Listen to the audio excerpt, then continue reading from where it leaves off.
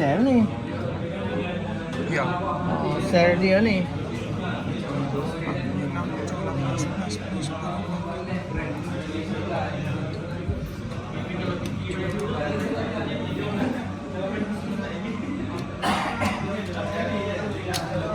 Ini contoh sel dalam HEV, high voltage battery.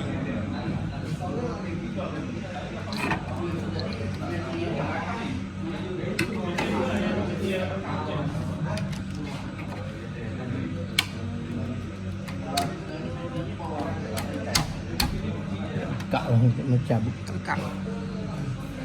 Ini untuk Yandi punya. Yang ni untuk Prius, Toyota Prius. Prius Ni Hyundai. Yandi. Ya. Prius 3 biji.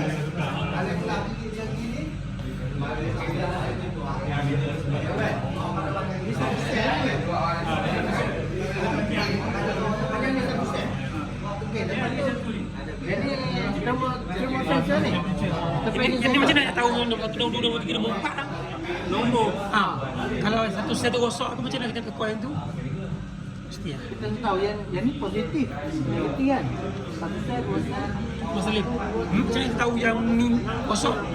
Tadi tu yang 28 dia punya ni F tu. Lepas tu ni nombor apa?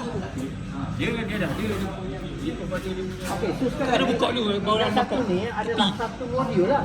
Tepi. Sel. Ni satu sel. Ha? Ni satu sel. Kan yalah, yang ni satu.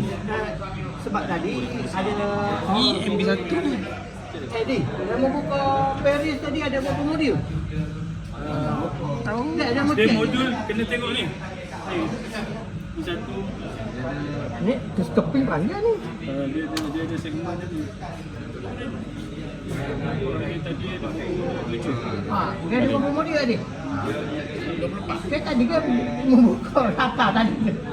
Oh ni kita Prius lah. Dia dah modul.